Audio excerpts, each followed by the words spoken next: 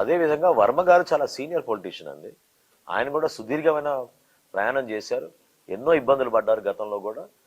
చూసాం మనందరం కూడా. ప్రతి నాయకుడు రాజకీయాల్లో అటువంటి 5 సంవత్సరాలు ఎవరు కోరుకోరు, అట్లా ఉంటాయని కూడా ఎవరు ఊహించుంటారు. సో వర్మ గారు కూడా ఆ విధంగా ఇబ్బంది పడ్డారు. అయితే పదవులు ఎవరికి కేటాయిస్తారనేది ఏ పార్టీ అధిష్టానం అది నిర్ణయం తీసుకుంటారు. పవన్ కళ్యాణ్ గారు మనస్ఫూర్తిగా ఎప్పుడు కూడా మాలో ఉన్న నాయకుల్ని కూడా ప్రతిసారి అదే అంటున్నారు.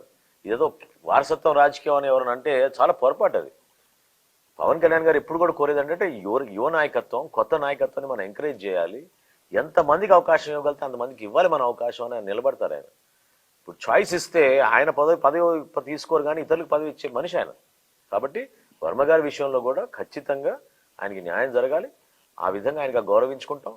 ఆయన కూడా వాళ్ళ పార్టీలో ఉన్న అంతర్గత విషయం అది వాళ్ళు మాట్లాడాలి. కూటమిలో భాగస్వాములుగా ఆయన సహకరించారు. పవన్ కళ్యాణ్ గారి ఎలక్షన్ నిలబడ్డారు. మీ అందరం కూడా ఆయన గౌరవించుకుంటాం.